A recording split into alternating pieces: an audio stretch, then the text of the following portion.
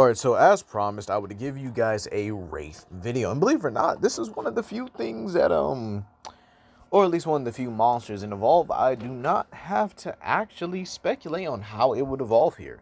You see, Wraith is pretty much one of the more stealth-based, and I would actually say she's the more skilled of the other monsters here, even more skilled than Gorgon, which I would definitely count as Trapper of the group. But without further ado, we will be putting her in the Coral Highlands today here, or pretty much again, because we just did this with the Morrowind. But again, obviously with Wraith, we do have to approach it differently. So with that being said here, obviously you guys know what we do on this channel. Please comment down below, like, subscribe, and share with your friends. And well, yeah, let's talk about Wraith's abilities real quick here. Wraith, being the more stealthy one here, actually has more indirect damage attacks here. She's able to cause large explosions, actually even able to activate a temporarily intangible state known as her supernova, which actually does double her scythe-like damage here. And she is able to travel faster at warp speed here. Keep in mind, she can do this and use it to dodge attacks from like the bolt guns and even laser pulses, meaning that you can actually get Wraith to many times faster than light. And she's also able to make a mimic of herself and even turn invisible.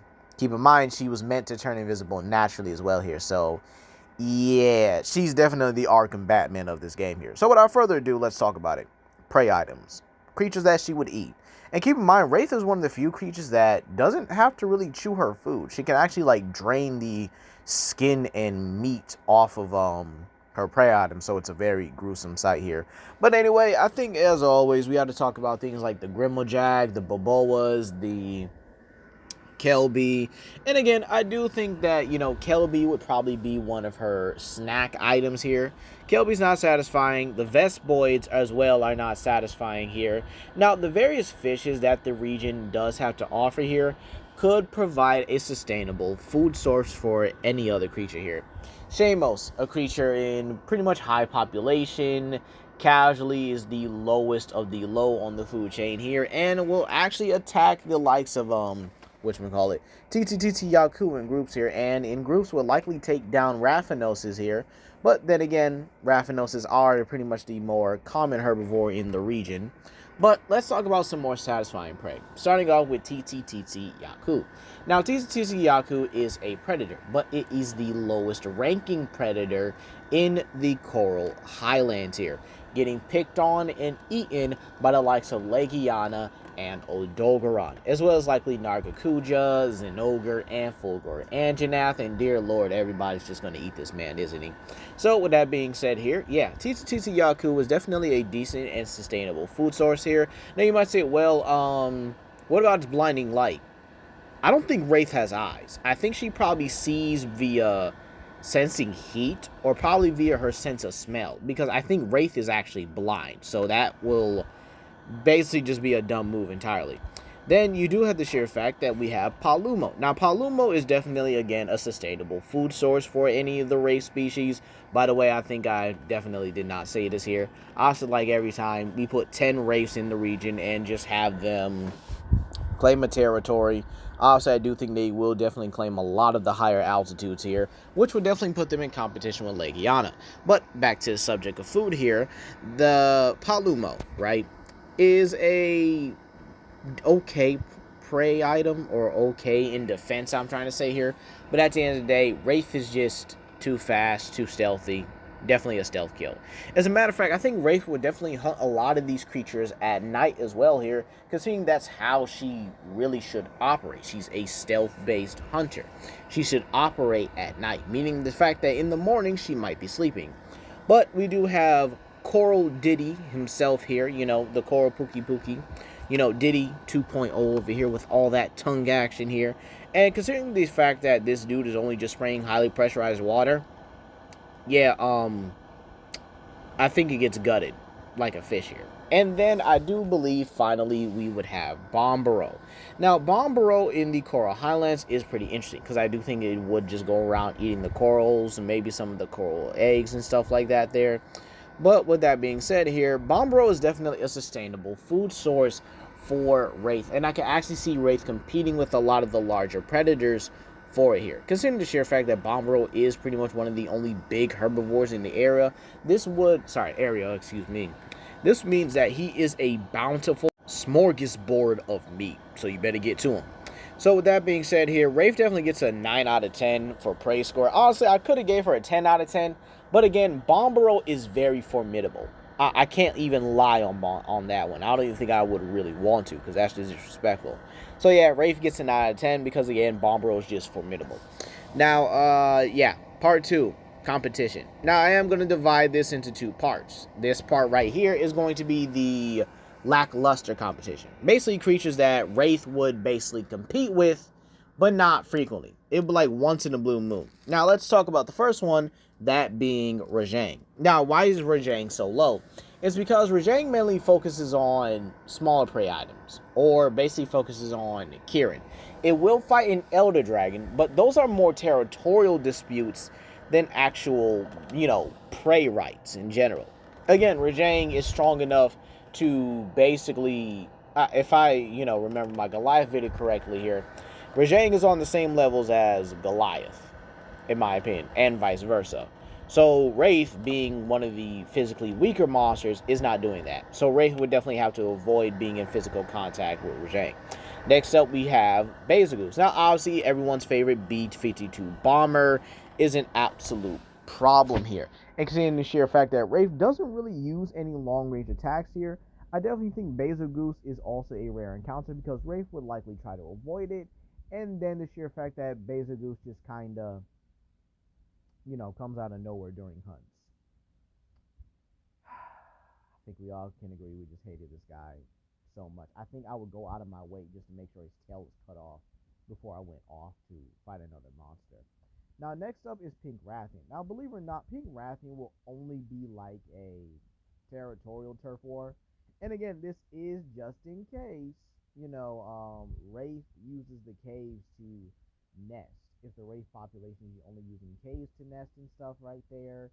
But then again, the monsters from Evolve laid their eggs over an entire area, meaning that they likely controlled or patrolled the entire territory, just hatching their eggs, which, again, I find it weird. I do think it's a game mechanic. But again, if they do lay their eggs all over the place, then, well, it is what it is here. And then we have Zinogre. Okay, so Zinogre, again, much bigger threat than Pink Rathian, but again, not so much of a threat that it'll just go out of its way to attack and try to consume a Wraith here. No. Zinogre's pretty chill when it comes to, being around other monsters here, so that's not going to be too much of a problem here. So with that being said here, yeah, let's actually talk about part 2.5, where we get into the serious competition. Now, the serious competition is a category I like to call the more direct competition here. And so, with that being said here, I do think Fulgor and Jannath is definitely more prey-based competition. While I do think the others are more, territorial competition, and I can see Zinogre definitely fitting this category, Anjanath's full-blown aggression, and the sheer fact that it will eat other predators as well, I would actually see it trying to go after young Wraith members just for him to fail and just fall for the clone trick. And again, I do think that would happen here. You see, Anjanath does have a good sense of smell. But again, the Wraiths are smarter, they're faster, and they're a lot more stealthier. Meaning the sheer fact that they can honestly just get away from him entirely. Plus, the sheer fact that Wraith's the long-range grab ability allows it to really just grab prey and then just take it back to where it wants to go. So if Wraith uses that, it could literally abduct prey from Fulgor and Jannath and call it a day. Next up, we have Legiana, who I think, again, would definitely be fighting Wraith for the higher altitudes here. Because, again, evolved monsters are just predominantly, dominant creatures in general here. And so, with the likes of a Legiana being more competitive here, I do think it's pretty simple that Legiana would definitely have a lot more territorial disputes, and then the sheer fact that, Wraith could likely prey upon any young Legianas that are in the area. But let's talk about the two who I think are the most major threats to Wraith here.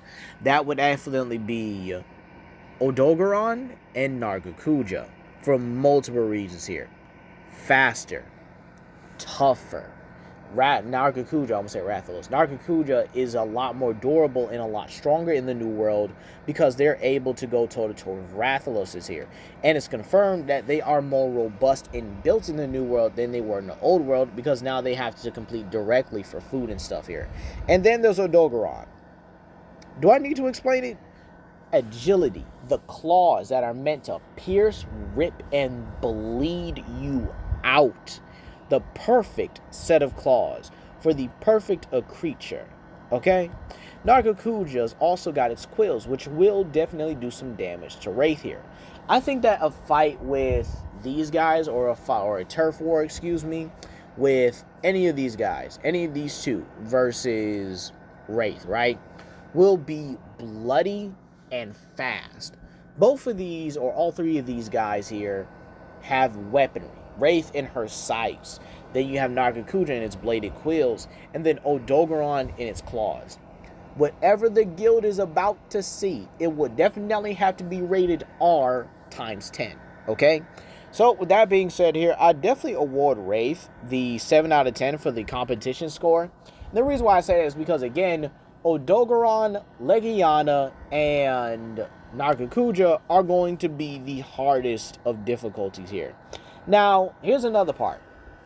Considering Wraith is not the strongest of the group here, and is actually the second weakest, with Gorgon being the weakest of the group here, unfortunately, I could definitely see Wraith being prey. And I do think one of the more common predators would be Namiel and Devil Joe here. Now, why Namiel? Well, we know Namiel is a carnivore from the Old World seas here, in a more hidden area. Likely a Bermuda Triangle area, in my opinion here. Because, again, there is an unknown area of Monster Hunter Sea World where we just don't know where some of these creatures came from. Even Baruga Garu was from this more unknown territory here.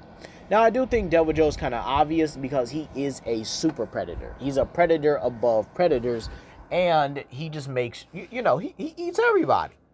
Ain't no discrimination in his genes. Eats his own kind if he got to. And so, with that being said here, I think he would be a natural predator towards Wraith.